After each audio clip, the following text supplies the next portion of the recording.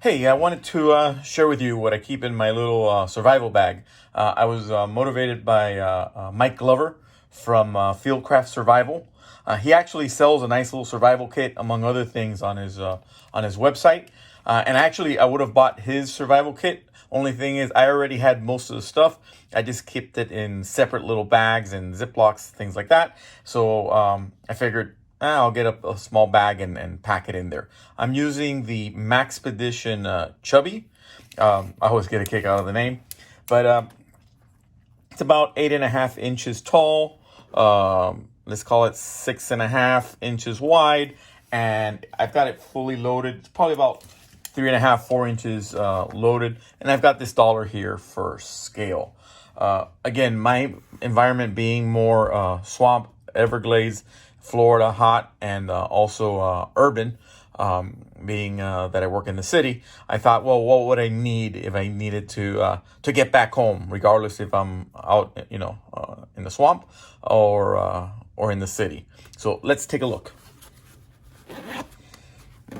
And again, I'd never go into the woods without most of this stuff. So this is more woods specific, but you'll see kind of the urban aspect. So can't tell from this video, but I'm bald headed. I shaved my head, so some sort of head cover. Nice thing about this, it breathes, and I could use it to filter out heavy gunk from dirty water or anything like that. So continuing on the theme of water, I've got a Sawyer water filter. I've got the little foldable bag that comes with it, and a straw, so you can just use it straight from the source using the filter, or you can use it through the bottle, etc. But anyway, so from a water aspect, I also have some chlorine tabs. And depending on what the water source is, I mean, where I live and in the swamps, you have a lot of dirty water. You have a lot of wildlife. So I believe in overkill. So I'd probably use the filter and the chlorine. So then from a lighting perspective, I think this is a great little light. Not sure if you can tell in the video, but it's a headlamp light. It didn't cost me too much. I think it was like $5 or $6 at Marshall's. It has a bright, a dimmer, and a strobe. It uses 3 AAA batteries, and it lasts, forever. Normally when I walk my dog at night, I've got one like this, but just in case, I'm keeping 3 extra batteries. Now, in terms of fire, well, I'm going to use kind of Occam's razor, the simplest solution. So a nice razor. A nice lighter. I actually like this one. It's got the American flag. It's got We the People on it. I saw it at a at a 7-Eleven. I thought it was cool, but probably quickest way to start a fire. I've got tinder. I've got a magnesium bar where you shave off, and I've had this one got to be 15, 20, maybe even 30 years. You shave off some of the magnesium, put it in a pile, and then here's your flint. And with the back of the knife, you'll strike it, and ta-da, actually.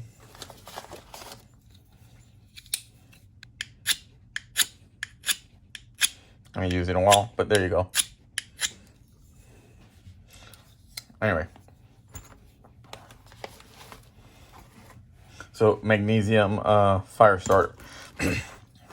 I've also had this for a really long time.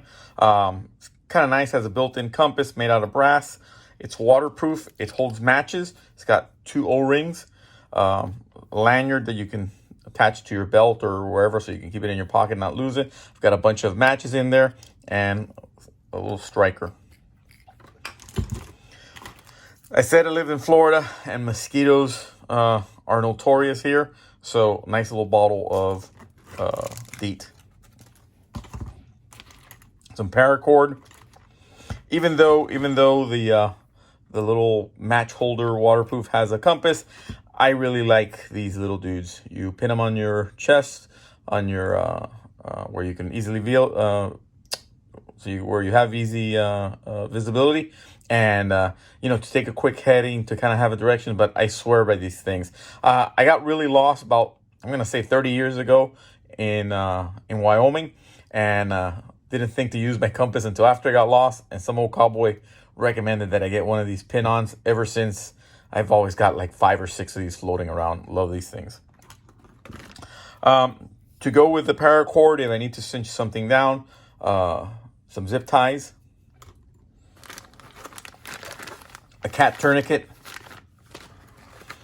a nice little first aid kit with Neosporin, Band-Aids, these small individual use crazy glue for small cuts, rubber gloves, and that crazy glue, I've actually used it quite a bit when I'm out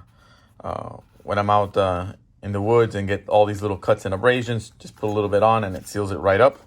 To go with my water tabs, I may not remember the exact proportion of how many pills to a quart or something. The time is figured. What the hell? Let me just throw this in there and have the instructions. I've got a Poncho. This one's nice and orange, so it could be used as a signaling device and also to keep you dry. Maybe an impromptu little tent in combination with a emergency blanket, a thermal blanket that'll help keep you warm, etc. Maybe you can wrap yourself in this and cover yourself with the Poncho. Sounds crazy, but a Samsung Rugby is actually water resistant or waterproof. This one in particular has GPS, has access to the internet. But what I really like about it is, you can charge it and keep it in here, and 30 days later, it'll still have its charge and it lasts forever. But better safe than sorry. I got a little charger and a fully loaded external battery. I'm not a big chapstick fan. I'd rather have the Carmex, or I like this. The chapsticks, they get all nasty and sloppy, so some Carmex. On this side, I've got a pencil and pad. Wrapped around my pencil, I've got duct tape and another kind of mini roll of duct tape. Tweezers. And yeah, it may seem sensitive, but man, there's nothing worse when you've got some sort of splinter or something and you got to pull it out, and it's just annoying. So this is a godsend when you have splinters. Like I said, a Sharpie. You already saw the knife, but a nice little spider co. This is not too expensive. I think I got this one for about $20-$30. I purposely like the serrated edge on it, because Florida is a pretty maritime environment, where there's canals, where there's the ocean. I mean, you never know where you're going to find yourself, and a real risk is not alligators or sharks, but is actually getting entangled with fishing string. And there's some heavy duty stuff, 120, 150 pound Kevlar or monofilament. You can get tangled up and be in trouble quick, fast, in a hurry. So this will cut right through it. This little multi-tool, I actually picked this up in Ireland a couple years ago when I was on vacation. For $5, I thought it was a cool little tool, and it's kind of neat. It's got, aside from the pliers, and it's got a little cutter. It's got knife, screwdriver. I don't know what the heck you'd cut with this saw, but I guess it's got a saw if you wanted to saw something, bottle opener. The handiest part of this thing was this little light, little LED light. I never had to replace the battery, and I used the hell out of it when I was in Ireland. Anytime I either dropped something in a restaurant or wanted to look underneath the car, I mean, it's a great little have. And again, it's not too expensive. You probably could find it anywhere online, and if you lose it, big deal. Replace it, $5. Got a thermometer, signal mirror, flagging tape, reflective, and this in particular is pretty good, especially if you're trying to get your bearings and you're walking around. Want to make sure that you don't kind of walk back or where you've been before. You can kind of put some of these as trail markers, or if you want to kind of explore and come back, even if it's dark, this reflective part will help. I've got rubber gloves here again. Got a signal whistle. I guess I got a third rubber glove. I guess I figure, if two's good, three's better. So, and then in this pocket, probably the most important stuff, especially from an urban perspective. Well, I got some more aspirin, but cash. So I got about 50 bucks. And when I say urban, one of the things that that motivated me to kind of have an urban component, right? The phone, especially the phone and the cash is a few months ago we had a kind of an earthquake event here in Miami, and I work downtown in an area called Brickell, which is the financial district. Well, there was a lot of panic. There was gridlock. People couldn't get out of the parking garages.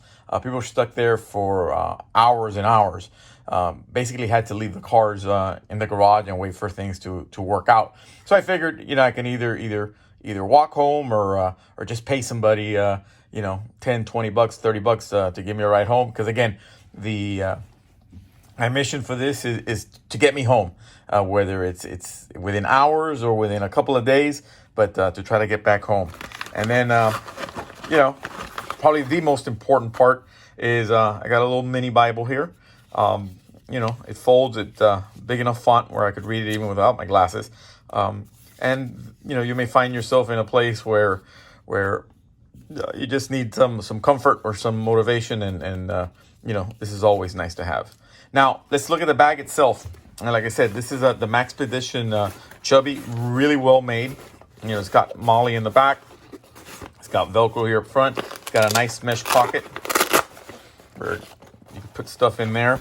On the inside, like I said, you've got the pocket where you saw me with my whistle. It's got this little loop. Not really sure what you use that for. And another loop here, probably hang your keys. Within here, each one of these is a separate, let me see what I could use. Kind of a separate holder, and this has got two sub ones. So I guess you can put, whatever, maybe magazines or pens, whatever it is. You've got here another larger one, and then more. I mean, you could really strap down a lot of stuff on this. The zipper pack, which you saw, and then this little handle. So basically, this is a great size for me. Just because I'm either gonna keep it in my backpack when I'm out in the woods, or in the trunk of my car, and that way I know I've pretty much covered all the bases that I can fit in here, I guess. Probably one thing I could use more of. You can always use more money, because you can get rid of all this, and if you've got enough money, you can make things happen. But again, sometimes if you're in the middle of the woods, I guess you can use it for Tinder, but the other stuff will come in handy. But anyway, that's my bag.